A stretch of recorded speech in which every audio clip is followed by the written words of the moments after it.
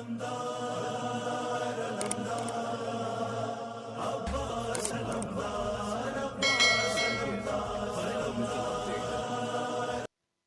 ذوی الاحترام، جیسا کہ معلوم ہے ماہ مبارک شعبان کا آخری جمعہ بھی گزر گیا۔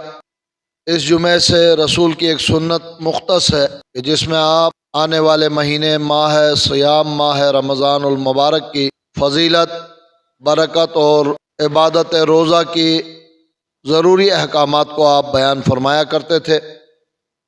اسی سلسلے پر عمل کرنے کے لیے آج کے اس درس کو استقبال ماہ صیام ماہ رمضان سے مختص کر دیا گیا ہے۔ اس مناسبت سے سورہ مبارکہ بقرہ کی جو روزے والے احکامات ہیں ان کی دوسری آیت 185 نمبر آیت کی تلاوت کا شرف حاصل کر رہا ہوں۔ اس سے قبل کی آیت اور اس کے ذیل میں حدیث مبارکہ کا سہارا لوں، چند ایک فقہی مسائل کا ذکر ضروری سمجھتا ہوں۔ انشاءاللہ رب کریم ہمیں دین بیان کرنے، دین کو سمجھنے، اس پر عمل کرنے کی توفیق عطا فرمائے۔ سب سے پہلا مسئلہ جو مومنین کل تھے انہوں نے سن لیا ہوگا، تکراراً عرض کر رہا ہوں کہ اگر پچھلے رمضان کے روزے کسی بھی صورت، کسی بھی مرد، کسی عورت، کسی بھی مومن سے رہ گئے ہوں، لازم ہے کہ رمضان سے پہلے ادا کریں، یعنی قضا کر کے ادا کریں، ورنہ روزے تو معاف نہیں ہوں گے، فدیہ کی ذمہ داری بھی آ جائے گی، یعنی کم از کم فی روزہ ایک غریب کو کھانا کھلانا واجب ہو جائے گا، قضا تو یقیناً باقی رہے گا۔ اگرچہ بعض علماء نے فدیہ دینے میں جنس کو فوقیت دی ہے، آٹا، گندم، جو، کھجور، کشمش جسے اجناس کہتے ہیں، اور کم از کم 3 پاؤ کی مقدار معین کی ہے، اور اس سے بہتر یہ ہے کہ کم از کم 1 کلو آٹا یا گندم وغیرہ دیا جائے تاکہ مکمل فریضہ ادا ہو جائے۔ کوئی مشکل کام نہیں ہے، لیکن جب تک عذر شرعی نہ ہو اسے اگلے روزے تک ٹالنا مناسب نہیں ہے۔ اور غلط فہمی کے طور پر بعض لوگ سمجھتے ہیں کہ رمضان تک ہی قضا کرنا واجب ہے، رمضان دوسرا شروع ہو جائے تو یہی روزہ رکھے تو کافی، پچھلا کون رکھے گا، اسے گزشتہ رات کی کہتے ہیں، رات گئی تو بات بھی گئی، ختم کر دیتے ہیں، یہ درست نہیں ہے۔ لیکن اگر بیماری، سفر اور عذر شرعی کے بغیر اس نے روزہ نہیں رکھا ہے تو پھر بھی قضا واجب ہے، مگر قضا کے ساتھ 3 پاؤ نہیں چلے گا، 2 مہینے فی روزہ کفارہ بھی واجب ہے۔ ایک روزے کے بدلے میں 2 مہینے کفارے کے ادا کرنے یا 60 غریبوں کو کھانا کھلانا ہر روزے کے بدلے واجب ہو جاتا ہے۔ اور روزہ رکھنے میں ایک اور سخت شرط ہے کہ تسلسل سے کم از کم 31 روزے رکھنے ہوں گے، پھر اس کے بعد گیپ دینے کی اجازت ہے۔ بہت مشکل مسئلہ اس لیے ہے کہ اس نے ارادہ کیا کفارے کے روزہ رکھنے کے لیے، 28 روزے رکھے تھے، بیچ میں ایک روزہ منقطع ہو جائے تو 28 روزے بیکار شمار ہو جاتے، 2-3 بیکار ہو جاتے تو بات آسان تھی، اس لیے میں نے 28 والی مثال دی۔ لہٰذا کفارے والوں کو اگر روزہ رکھنا چاہیں، آج تک مجھے کفارے کے روزے رکھنے والا کوئی ملا نہیں ہے، آپ کو اگر ملا ہو، اگر کوئی کفارے کے روزہ رکھنے والا شروع کرے تو اسے اس انداز سے دیکھنا ہوگا کہ درمیان میں حرام روزے والا کوئی دن نہ آئے، وہ سوائے عید بقرہ کے دن کے لیے بات آ جاتی ہے، ذی الحج میں شروع کرے، 10ویں نمبر پر ذی الحج کا دن آ گیا، 10واں ذی الحج یعنی عید ذی الحج کا، جس کی وجہ سے روزہ رکھنا حرام ہوا تو وہ جو 9 روزے رکھے تھے وہ سب بیکار ہو۔ خیر، ابھی ہم استقبال روزے کی بات کر رہے ہیں۔ سب سے پہلا سوال ہر مومن، ہر مومنہ کی طرف سے، میرے بچے پر روزہ واجب ہوا یا نہیں؟ میں کہتا ہوں بچہ تمہارا مجھ سے کیوں پوچھ رہے ہو، لیکن پوچھنے پر جواب دینا پھر ہماری ذمہ داری بھی ہوتی ہے۔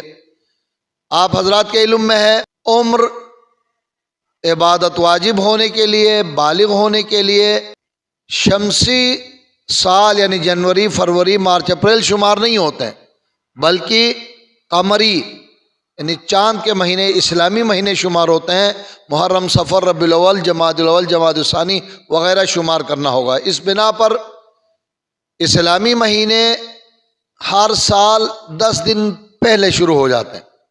یہ قدرت کا نظام ہے، کیوں ایسا ہے اس کا مجھے بھی علم نہیں ہے، لیکن 10 دن پہلے محرم شروع ہو جائے گا۔ پچھلے سال اگر جولائی کے کسی 10 تاریخ کو شروع، فرض کر رہا ہوں، تو پھر اس سال جولائی کے 1 میں شروع ہوگا۔ اسی طرح رمضان ابھی 11 یا 10 تاریخ کو تو پچھلے رمضان ہم نے 20 مارچ کو رکھا تھا. یہ فرق ہے باقاعدہ. اس بنا پر 3 سالوں میں اسلامی اور انگریزی مہینے میں ایک پورے مہینے کا فرق پڑتا ہے.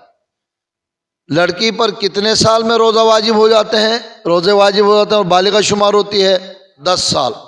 تو 10 سال میں 9 مہینے 10 دن کا گیپ ہوگا باقاعدہ. اسی طرح 15 سال کہیں تو 15 سالوں میں باقاعدہ ہر 3 سال کے لیے ایک مہینے کا فرق نظر آئے گا.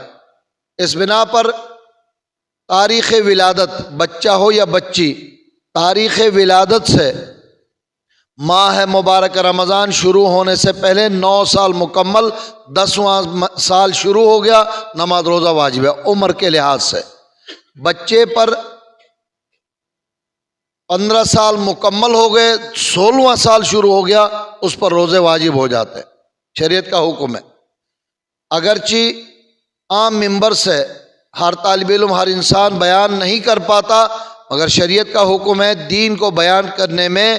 یہ حدیث کا جملہ لا حیاء فی الدین، کسی کو یہ بات سنائی دی تو یہ دین میں شرم آنا نہیں چاہیے کہا، اسی لیے یہ علماء بے حیا ہوتے ہیں. وہ والا جملہ نہیں کہیے گا. البتہ شریعت کا حکم ہے. عمر ہم سب شمار کرتے ہیں. آج عمر میں تبدیلی آ گئی ہیں، موسمی حالات صحیح، خوراک کے اثرات صحیح، نہیں معلوم کیا وجہ ہے. 15 سال کے بجائے باقاعدہ تجربہ ہے 12-13 سال میں آج کا بچہ بالغ ہوتا ہے. تو آپ کو سوال کا حق ہے. آپ نے کہا تھا 15 سال مکمل ہو کے 16واں سال شروع ہو جائے تب روزہ واجب ہو جاتا ہے. تو یہ 13 سال کیوں؟ کیونکہ عمر کے علاوہ 2 نشانیاں اور بھی ہیں. مرد ہے، سوتے جاگتے میں احتلام شروع ہو جائے، غسل جنابت واجب ہو جاتا ہے. سمجھو عمر 15 سال نہیں بھی ہو تو اس پر نماز روزے بھی واجب ہو گئے. بچی حالت حیض میں آ جائے، چاہے ہمارے حساب سے 9 سال مکمل ہو کے 10واں شروع نہیں ہوا تھا، یوں سمجھا جائے گا کہ وہ بالغ ہو گئی. لیکن عام طور پر بچی چونکہ کم عمر میں بالغ ہوتی ہے، مشکل ہو جاتا ہے. لیکن اگر ایسا ہو، شریعت کا حکم یہی ہے. اور مشترکہ ایک اور نشانی ہے زیر ناف سخت بال کا آنا، یا بعض علماء نے وضاحت سے لکھا ہے چہرے میں ہونٹ کے نیچے سخت بال کا آ جانا بالغ ہونے کی نشانی ہے. زیر بغل بال کا آنا کوئی بالغ کی نشانی نہیں ہے. بس انشاءاللہ بات واضح ہو گئی.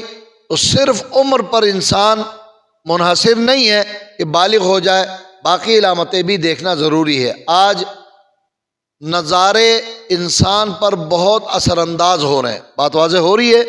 نظارے سے مطلب انسان کچھ چیزیں اب جائز ہے، ناجائز ہے، حلال ہے، حرام ہے، کیسے تربیت کرنا چاہیے. کیا دجالی طریقہ کا جملہ دہرا رہا ہوں، کیا دجالی طریقہ ہے کہ ہمارے لیے انٹرنیٹ فری کر دیا، موبائل سستی کر دی گئی، آپ کے لیے انٹرٹینمنٹ کے نام پہ ساری فحاشی عام کر دی. اب آپ کال ملاتے ہیں، کیا جواب ملتا ہے؟ آپ کی ذمہ داری ہے، بچہ غلط بات دیکھ رہا ہے، اب اس کو سمجھا دو. آپ نے تو سمجھا دیا نا، اب میں کیا سمجھا دوں؟ یہ معاملہ ہوا یا نہیں؟ یہ اگر واقعاً ہمارے ذمہ دار، ہمارے حکومت والے، جو ان کو اب احساس ہو رہا ہے، یہ شروع سے اگر فحاشی پر ہوتا، پوری دنیا میں ہے. ایران میں دیکھیں ان غلط چیزوں پر، ٹھیک ہے انسان چوری کہیں سے کر لیتا ہے وہ بات الگ ہے، لیکن عام سختیاں موجود ہیں، پابندیاں ہیں. انٹرنیٹ پر پابندی ہے، اس لیے میڈیا پر پابندیاں ہے. شرعی پابندی لازمی ہے یا نہیں؟ لہٰذا پہلے سے روکا ہے. لیکن ہمارے ہاں ایسا نہیں ہے. انتہائی افسوس کے ساتھ یہ خبر بد مائک کے اوپر ممبر سے کہہ رہا ہوں، پاکستان فحاشی دیکھنے میں پہلے اور دوسرے نمبر پر شمار ہوتا ہے. اور حاجی ہمارے زیادہ کل کا ہی سمجھ لو تسلسل باقی ہے. ہمارے حاجی سب سے زیادہ دنیا میں حج کے لیے جاتے ہیں، عمرے کے لیے سب سے زیادہ جاتے ہیں، زیارات کے لیے ہمارے مومنین زیادہ جاتے ہیں، ایمان کے لحاظ سے 185 نمبر پر. اتنا افسوس ہے. کیا لے کر جاتے ہیں اور ساتھ توقع بھی کرتے ہیں. مولانا صاحب آپ نے وہ حدیث تو نہیں سنائی جس نے پیغمبر نے فرمایا تھا کہ جس نے حج کی سارے گناہ معاف ہو گئے، جس نے زیارت کی سارے گناہ معاف ہو گئے. یہ حدیث ضرور ہے، مگر لیکن بشرطہا و شروطہا، گناہ معاف ہونے کے لیے شرط ہے۔ اب میں اس عنوان کو شروع کروں تو جو بات لے کر آیا ہوں وہ بیان ہی نہیں ہو پائے گا۔ آج کی خالی حدیث جملہ بے جملہ حدیث اور ترجمہ لفظ بلفظ کروں تب بھی 1 گھنٹے کی حدیث ہے، پوری 1 گھنٹے کی، یعنی بغیر کسی تشریح کے۔ کیسے ممکن ہے کہ میں کسی لفظ کی تشریح نہ کروں اور وضاحت کے بغیر آگے بڑھ جاؤں؟ یہ بھی ممکن نہیں۔ توبہ کے شرائط ہیں، شرائط کے ساتھ توبہ کرنے پر گناہ معاف ہوتے ہیں، ورنہ عام توبے سے بھی گناہ معاف نہیں ہوتے۔ اگر ایسا ہوتا تو کتنے سالوں سے ہم روزے رکھ رہے ہیں، کتنے سالوں سے حج اور عبادت اور زیارت بجا لا رہے ہیں، لعلکم تتقون کا مرحلہ تو معاشرے میں نظر نہیں آتا۔ کیوں نظر نہیں آتا؟ کہیں نہ کہیں مشکلات ہیں، کہیں پریشانیاں ہیں، کہیں کھوٹ ہے، جس کی بنا پر۔ ان میں سے ایک واضح مثال جو آسانی سے سمجھا سکتا ہوں، حاجی صاحب نے مجلس میں اعلان کرا دیا کہ میں حج پہ جا رہا ہوں، اگر کوئی مجھ سے ناراض ہو تو معاف کر لینا۔ ادھر سے جو مظلوم تھا، جس پر اس نے ظلم کیا تھا حاجی صاحب نے، امکانی حاجی صاحب نے، وہ کھڑے ہو کر کے فلان میرا مال غصب کر کے جا رہے ہو، دیے بغیر معافی مانگ رہے ہو، آستین چڑھا کر ابھی تو حج پر جا رہا ہوں، واپسی پہ آپ سے ملوں گا۔ ہمارا توبہ تو اسی طرح سے ہوتا ہے ہمیشہ، ابھی حج پہ سفر میں مصروف ہوں، واپس آ کے آپ سے بات کروں گا۔ تو یہ توبہ نہیں ہے۔ لہذا حج، زیارت، رمضان، عبادت گناہوں کو معاف کرانے کا وسیلہ ضرور ہے، مگر دوبارہ جملہ رہا ہوں، 8ویں امام کا فرمان ہے، لیکن بشرطہا و شروط، ہر عمل کے لیے کچھ شرط و شروط ہے، وہ پورا ہونے پر ہی اس کا کما حقہ ثمرہ یعنی فائدہ اور ثواب ہمیں حاصل ہوتا ہے۔ تو گزارش یہ کر رہا تھا کہ واقعاً بچہ اور بچی تاریخ کے لحاظ سے 9 سال یا 15 سال کی عمر کے لحاظ سے، باقی اگر نشانیاں نہ ہو یا باقی علامتیں ہوں تو نماز روزے ان پر اسی رمضان میں واجب ہو جائیں گے، اس کا بھی لحاظ رکھنا ضروری ہے۔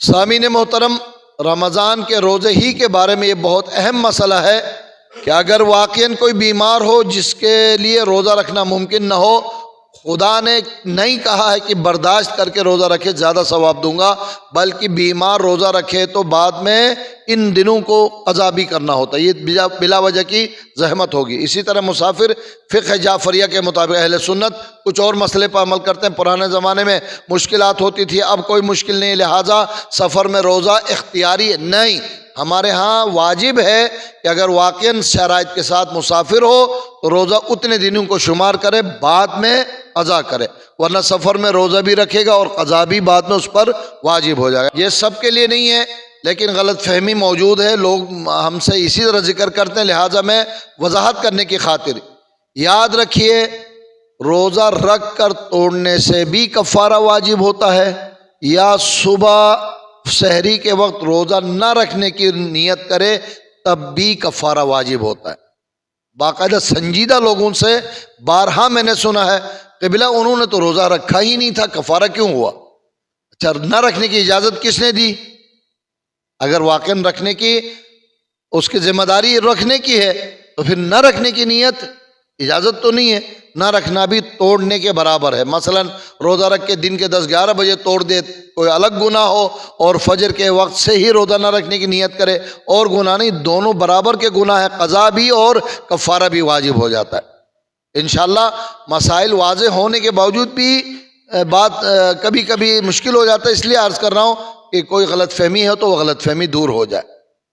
ہاں، اگر واقعاً عمر کے لحاظ سے انسان اس مرحلے تک پہنچا ہے کہ اب وہ روزے کی بھوک و پیاس برداشت نہیں کر سکتا، تو شریعت صرف فدیہ 3 پاؤ والا فدیہ، بہت بہتر کام کریں تو 1 کلو فی روزہ آپ ادا کریں گے، باقی اس پر کوئی روزہ نہ قضا واجب ہے، نہ بعد میں کوئی اور ذمہ داری اس کی، الا ان کی بعد میں کوئی انرجی اس میں آ جائے، اس کی طاقت بحال ہو جائے اور وہ روزہ رکھنے کے قابل ہو جائے تو وہ بات الگ ہے۔ میرے خیال ہے مسائل کے لحاظ سے بات یہاں مکمل کر دوں تاکہ اگلی بات میں پوری کر سکوں، ورنہ تو مسائل رمضان بہت تفصیلی ہیں، کم از کم ان افراد کا ذکر کروں تو مزید آدھ گھنٹہ چاہیے جن پر روزے واجب کیوں نہیں، کون کون سے افراد ہیں جن پر روزہ واجب نہیں، تو یہ معلوم ہو جانا چاہیے کہ کن پر واجب نہیں ہے، تاکہ واجب نہیں اور ہم انہیں کفارہ کہہ کے پریشان کر دیں، اور یہ بھی معلوم ہونا چاہیے کن پر واجب ہے تاکہ وہ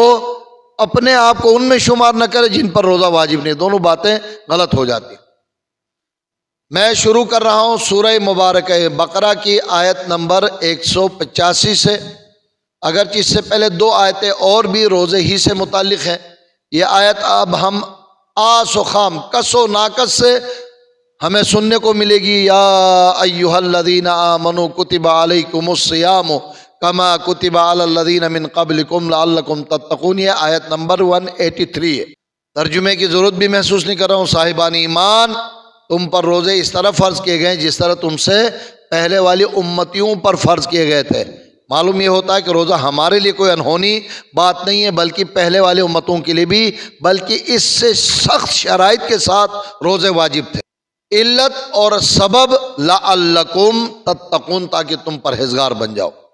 بس عید کے قریب جہاں جوڑا تیار کرتے ہیں، جہاں سویاں تیار کرتے ہیں، عید پڑھنے کی تیاری کرتے ہیں، انسان تھوڑا سا اپنے اعمال اور کردار اور رویے کی طرف دیکھ کر چیک کرے کہ تتقون کے کون سے مرحلے پر 30 دن روزہ رکھنے کے بعد فائز ہوا ہے. روزہ رکھنے کے بعد بھی سوال پیدا ہوتا ہے، اگر روزہ ہی نہ رکھا ہو تو تتقون کا مرحلہ تو شروع دن سے ہی مل یا میٹ ہو گیا ہے. چلے ایک مرحلہ اور آگے بڑھتے ہیں. لیکن تعداد پوری کرنا ہر مومن، ہر مسلمان، ہر مکلف پر واجب ہے. لہذا اگلی آیت 184 ایام معدودات، پریشان نہیں ہونا. یہ میں کہہ رہا ہوں، ترجمہ نہیں ہے. گنے ہوئے چند دن تو ہیں. پاکستان میں بمشکل 29 دن. شعبان کے بعد رمضان کا چاند بھی نظر نہیں آئے گا اور عید کا دن بھی جلدی نظر آئے گا. عید کا چاند بھی جلدی نظر آئے گا. ہو گیا نا 29 دن. لیکن الٹا بھی ہو سکتا ہے. 30 دن کے لیے ذہن تیار کیجیے گا، ورنہ میں کوئی پکے خبر نہیں دے رہا ہوں کہ 29 دن ہی ہوں گے. آج تو کسی نے اور پریشان کر دیا کہ آج 26 دن تاریخ ہے تو کل 27، پرسوں 28 اور پیر کو 29 ہے. انہوں نے کہا نہیں، 29 اتوار کو ہے، پیر کو انشاءاللہ روزہ شروع کروں گا. یہ اس طرح سے زبردستی نہ کرے. چاند دیکھ کر روزہ رکھو اور چاند دیکھ کر روزہ توڑو، یعنی عید کے لیے اشارہ ہے. ایک مسئلہ بہت پیش آتا ہے، اس کا ذکر کر کے آپ سے اجازت چاہوں. یوم الشک کا روزہ، روزہ شروع کرتے ہوئے بھی اور روزہ اختتام کرتے ہوئے بھی یوم الشک کا روزہ بہت خطرناک ہوتا ہے. کیسے؟ اگر روزہ رمضان کا ہے تو چھوڑنا گناہ ہے. اگر رمضان کا نہیں ہے، روزے کی نیت، رمضان کی نیت سے روزہ کرنا غلط ہے.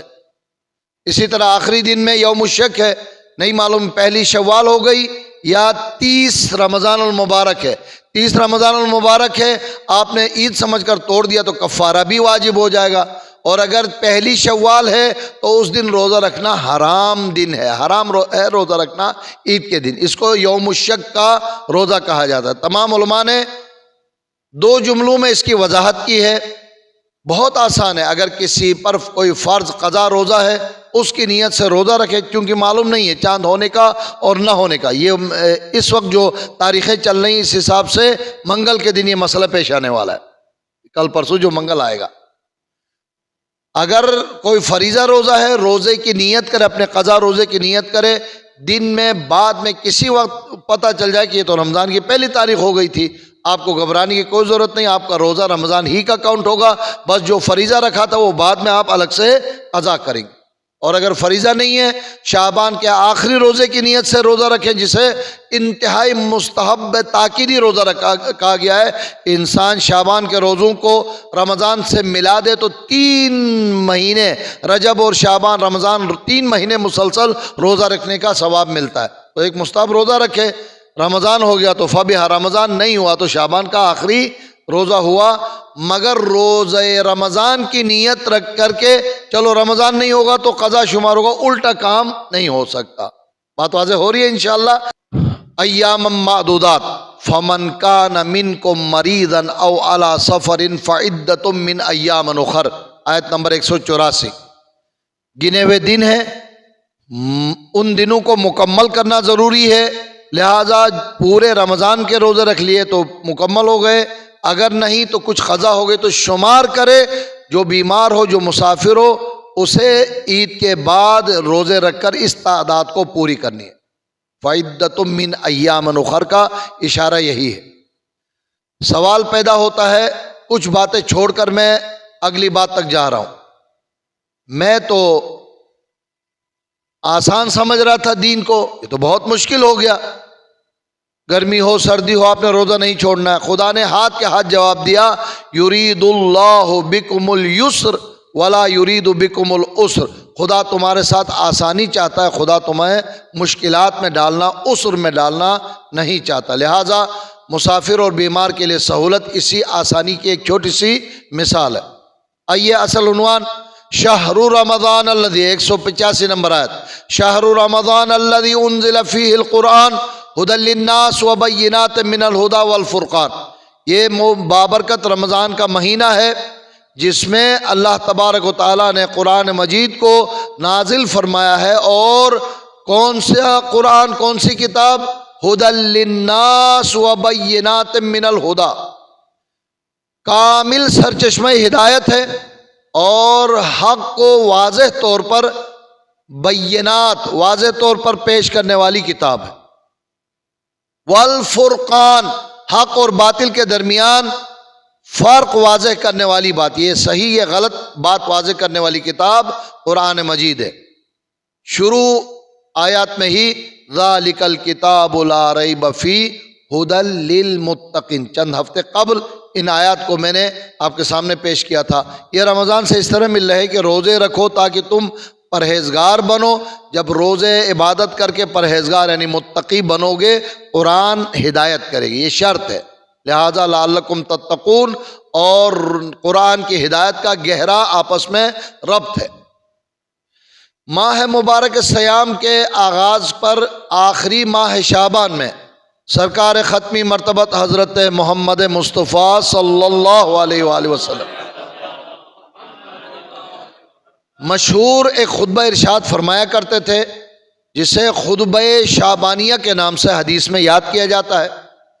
انتہائی مستند روایت ہے، علامہ شیخ صدوق علیہ الرحمہ نے شہرۂ آفاق کتاب عیون اخبار الرضا میں اس حدیث کو 8ویں امام حضرت امام رضا علیہ السلام سے نقل فرمایا، اور 8ویں امام ارشاد فرماتے ہیں کہ میرے آباء و اجداد سے یہ سلسلہ ہم تک پہنچا ہے کہ امیر المؤمنین علی ابن ابی طالب علیہ السلام نے فرمایا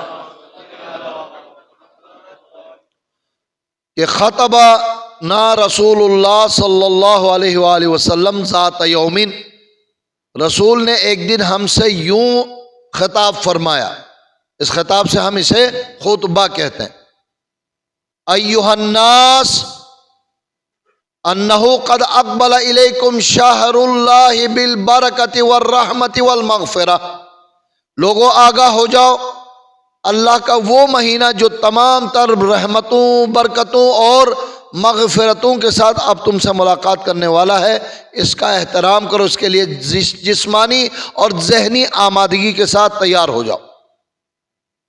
ہوا شہر ہوا افضل الشہور، یہ وہ مہینہ ہے، نبی صادق فرماتے ہیں تمام مہینوں سے افضل ہے۔ یہ جملہ ہماری رہنمائی کر رہی ہے کہ جو 4 مہینے محترم مہینے کہا نا، رجب، ذی قعدہ، ذی الحج، محرم، 4 مہینے یہ ہے، رجب میں مسلسل تکرار کرتا رہا ہوں، مگر نبی کا یہ فرمانا تمام مہینوں سے افضل مہینہ رمضان ہے، بتاتا ہے کہ محترم مہینوں سے بھی افضل ہے، یقیناً افضل ہے۔ ہوا شہر افضل الشہور وایامہ افضل الایام، اس کا ہر دن، اس کے دن سارے دنوں پر افضلیت رکھتی ہیں، برکت و فضیلت رکھتی ہیں۔ ولیالی ہے افضل اللیالی، اس کی راتیں تمام راتوں پر فضیلت رکھتی ہیں۔ نہیں مہینے کی بات نہیں، دن کی بات نہیں، رات کی بات نہیں، بلکہ لمحہ لمحہ بھی بہت اہم ہے۔ وَسَاعَاتُهُ أَفْضَلُ السَّاعَات، اس ماہ مبارک رمضان کے ایک ایک گھڑی، ایک ایک لمحہ، ایک ایک ساعت، تمام لمحوں، گھڑیوں اور ساعات پر افضل ہے۔ خدا اور بندے کے درمیان ربط پیدا ہوتا ہے، جس کے لیے نبی کریم فرماتے ہیں ہوا شہر فیہ دعیتم الی ضیافت اللہ، یہ وہ بابرکت مہینہ ہے کہ جس میں خداوند عالم نے روزہ داروں کو اپنے دسترخوان پر مہمان بلایا ہے۔ کتنے محترم ہو، خدا روزے دار کا میزبان ہے اور آپ خدا کے مہمان ہیں۔ هو شهر فيه دعيتم الى ضیافت اللہ وجعلتم من اہل کرامت اللہ۔ یاد رکھیں میں بار بار لفظ روزہ دار ذکر کروں گا، ورنہ کوئی بھی اپنے اوپر یہ لیبل فٹ کر کے رمضان میں فخر کر سکتا ہے میں اللہ کا مہمان ہوں۔ روزہ دار اللہ کا مہمان ہے، روزہ توڑنے والا خدا کا بے ایمان ہے، لہٰذا یہ فرق معلوم ہونا چاہیے۔ وَجُعِلْتُم مِّنْ أَهْلِ کرامت اللہ، اس نے تمہیں صاحبان کرامت میں سے قرار دیا ہے۔ صاحبان کرامت کون؟ عمدن جائز چیزوں سے اپنے آپ کو روکتے ہیں۔ جو صاحبان کرامت ہوتے ہیں نا، ایک جملہ بات کو واضح کرنے کے لیے آپ کی خدمت میں عرض کریں، مولا کائنات کے بارے میں ہم نے کثرت سے سنا ہے نا کہ آپ جو کی روٹی کھاتے تھے۔ کسی نے سوال کیا تھا آپ جو کی روٹی کیوں کھاتے، کیا گندم حرام ہے؟ آپ نے فرمایا حرام نہیں ہے، لیکن خدا نے باپ آدم کو روکا تھا، نہ رک سکا تو پریشانی پیدا ہو گئی ہے، اس لیے میں نے طے کیا ہے کہ گندم کو کھاؤں ہی نہیں، جائز ہونے کے باوجود۔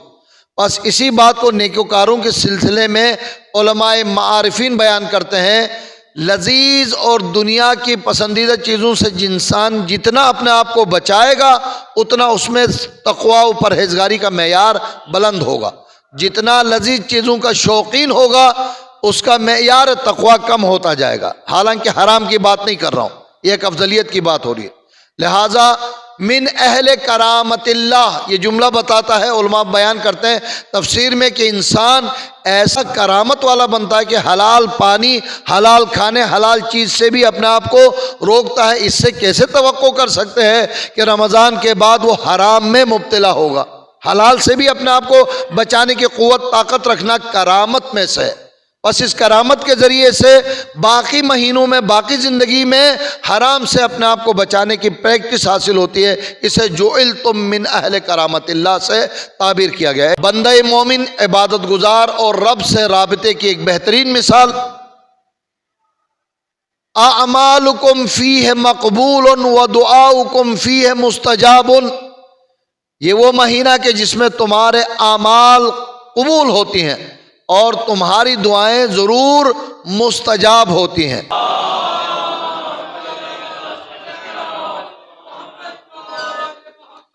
وَجُعِلْتُم مِّنْ أَهْلِ كَرَامَةِ اللَّهِ أَعْمَالُكُمْ فِيهِ مَقْبُولٌ وَدُعَاؤُكُمْ فِيهِ مُسْتَجَابٌ۔ کمال کی بات، واقعاً بندہ معراج پر پہنچتا ہے عبادت کے لحاظ سے۔ صرف نماز ہی نہیں ہے جو انسان کو معراج پر پہنچاتا ہے، روزہ بھی بہتر طریقے سے انسان کو معراج تک پہنچاتا ہے۔ کیا معراج ہے انسان کا؟ یہ وہ مہینہ ہے، رسول صادق فرماتے ہیں یہ وہ مہینہ ہے، نومکم فیہ عبادہ انفاسکم فیہ تسبیح، تمہارا اے روزہ دار سو جانا بھی خدا کی بارگاہ میں عبادت اور خالی سانس لینا بھی تسبیح، یعنی اللہ اکبر، لا الہ الا اللہ، الحمدللہ، سبحان اللہ کہنے کے برابر اجر و ثواب رکھتا ہے۔ انفاسکم فیہ تسبیح و نومکم فیہ عبادہ، یہ ساری فضیلتیں، رمضان کی برکت، فضیلت، رب کا میزبان ہونا، روزہ دار کا مہمان خدا ہونا، اور دنوں راتوں اور اعمال کی قبولیت اور فضیلت کو بیان کرنے کے بعد نتیجتاً ایک خاص جملہ میرے آپ کی ہدایت کے لیے نبی کریم ارشاد فرماتے ہیں، اے انسانو فاسألوا اللہ ربکم بنیت صادقۃ وقلوب طاہرہ، یہ تمام تر برکتیں حاصل کرنے کے بعد خدا سے توفیق روزہ اور توفیق تلاوت قرآن مدد مانگو خدا سے۔ فاسألوا اللہ بنیت صادقۃ وقلوب طاہرہ، پاک دلوں اور صاف پاک زبانوں کے ساتھ رب سے روزوں کے رکھنے کی توفیق اور تلاوت قرآن کی توفیق طلب کرو۔ کل میں نے یہ جملہ عرض کیا تھا، واقعاً جو روزہ نہیں رکھتا وہ کتنا رحمت خداوندی سے مایوس ہے، کتنا خدا اس سے ناراض ہے، انسان کیا اندازہ لگائے گا۔ علماء معارفین کہتے ہیں بندہ مومن کا جو اس کے اختیار میں نہیں ہے، بیمار ہونا بھی سمجھ لو توفیق سلب ہونے کی مثال دی گئی ہے۔ عام دنوں میں بیمار نہیں ہوا، رمضان میں ہی بیمار ہونا تھا۔ اب وہ مومن ہے، یقیناً مومن ہے، اور بعد میں روزہ بڑے احتیاط سے ایک آدھ روزہ زیادہ رکھے گا، کم نہیں، روزہ رکھے گا۔ اس کے باوجود کون تصور کر سکتا ہے کہ قضا روزوں میں رمضان کی برکتیں مجھے حاصل ہوں گی؟ سوال ہی پیدا نہیں ہوتا۔ لہذا توفیق مانگو خدا سے، فاسألوا اللہ ربکم بنیات خالصۃ وقلوب طاہرہ ان یوفقکم لصیامہ وتلاوت کتابہ، کہ خدا تمہیں روزے رکھنے کی توفیق اور قرآن کی تلاوت کرنے کی توفیق عطا فرمائے۔ اگرچہ میں حدیث عرض کر رہا تھا، آپ نے آمین کا، خدا آپ کی دعا قبول فرمائے۔ توفیق ایزدی اگر شامل حال نہ ہو، ایک لمحے کے لیے بھی انسان نیکی کیا زندہ بھی نہیں رہ سکتا۔ لہذا ان یوفقکم لصیامہ وتلاوت کتابہ۔ بعض دفعہ اب انفرادی مسائل نہیں، اجتماعی مسائل ہیں۔ 100% روزہ رکھنے کا ارادہ ہونے کے باوجود قسم کھاتا ہے میں انشاءاللہ سفر نہیں کروں گا تاکہ رمضان کے روزے سے محروم نہ ہو جاؤں، سفر ہو جاتا ہے۔ اب جب سفر ہو جائے روزہ رکھنا منع ہے، محروم ہوا یا نہیں؟ لہٰذا ان معاملات کے لیے رسول فرماتے ہیں سچے دل سے اور سچے زبانوں سے، پاک دل پاک زبانوں سے، یہ خود ایک عنوان ہے، پاک دل کیا ہوتا ہے، پاک زبانیں کیا ہوتی؟ کم سے کم کدورت، حسد، بغض، اناد سے دل پاک ہو، غیبت، برائی اور بد زبانی سے زبان پاک ہو، اور انسان خدا سے مانگے پروردگار رمضان میں بیماری نہ دینا، رمضان میں سفر پر مجبور نہ کرنا، مجھے روزے رکھنے کی اور تلاوت کرنے کی توفیق عطا فرما، یقیناً رب کریم کرم فرمائے گا۔ عام ذہن کا تصور روزہ کیا سننے میں آتا ہے، روزہ کیا سمجھ میں آتا ہے، کھانا پینا بند، بس۔ جبکہ نبی اسی حدیث میں انتہائی شد و مت کے ساتھ، میں نے عرض کیا نا، اگر میں صرف الفاظ اور ترجمہ کرتے جاؤں تو ٹھیک 1.5 گھنٹے کی تقریر ہوگی صرف حدیث میں، وضاحت اپنی جگہ پر۔ فرماتے ہیں کہ روزہ حقیقتاً روزہ رکھو، جس کا یعنی کہ جس کی وضاحت مولا کائنات امیر المؤمنین علی ابن ابی طالب علیہ الصلوۃ والسلام۔ کتنے انسان ایسے ہیں جنہوں نے سوائے بھوک اور پیاس کی تکلیف برداشت کی ہوتی ہے، اس کے علاوہ کوئی فائدہ نہیں ہوتا۔ ذہن، دل، دماغ گناہوں سے صاف پاک نہ ہو، لوگ کہتے کھانا تو نہیں کھایا، گالی دی تو کیا ہوا، میں نے کسی کا حق تو غصب نہیں کیا، مگر اس کی برائی جو اس میں ہے وہی تو میں نے بیان کیا۔ معلوم ہے نا اس خاتون سے پیغمبر نے فرمایا تھا جاؤ کھانا کھا لو روزے کی حالت میں، یا رسول اللہ میں تو روزے سے ہوں۔ کہا اگر روزے سے ذرا تھوکو، تھوکنے لگی تو اس کے منہ سے گوشت کے ٹکڑے نکلنے لگے۔ اب میرے اور آپ کے لیے کرامت ہونے والا نہیں، کسی غیبت کرنے والے سے کہو کہ تم نے گوشت کھایا گوشت نکالو، نہیں ہو سکتا، یہ رسول کے سامنے ہو سکتا ہے۔ لیکن ہمارے لیے یہی ہے یحب احدکم ان یاکل لحم اخیہ میتا، سورہ فرقان اور نور میں غیبت کے بارے میں جو برائیاں بیان کیے ہیں، احکام بیان ہوئے، اس میں یہ ہے کہ کیا تم پسند کرو گے اپنے مردہ بھائی کا گوشت کھانا؟ فَكَرِهْتُمُوهُ، فوراً خدا نے کہا یقیناً تم ناپسند کرو گے، لیکن غیبت کر کے اپنے مردہ بھائی کا گوشت کھاتے ہو، یہ احساس کیسے ہو؟ پیغمبر کے فرمان سے۔ تھوکو، جیسے تھوکا منہ سے گوشت کے ٹکڑے گرنے لگے۔ یا رسول اللہ کیا ہوا؟ وہی ہوا جس عورت کی آپ شکایت کر رہی تھی، اس کا گوشت تمہارے منہ میں موجود۔ تو روزہ رکھو باقی شرائط کے ساتھ، یعنی کہ علماء مفسرین نے اس جملے کی یوں وضاحت کی ہے، آنکھ کا بھی روزہ ہے، زبان کا بھی روزہ ہے، کان کا بھی روزہ ہے، اور شرمگاہ کا بھی روزہ ہے، پیٹ کا بھی روزہ ہے، دل، دماغ، سوچ، فکر کا بھی روزہ ہے۔ ان تمام تر شرائط کے ساتھ روزہ رکھے، یہ وہ روزہ ہے جو انسان کو خدا کے دسترخوان پر مہمان بناتا ہے۔ Thank you for watching my YouTube channel.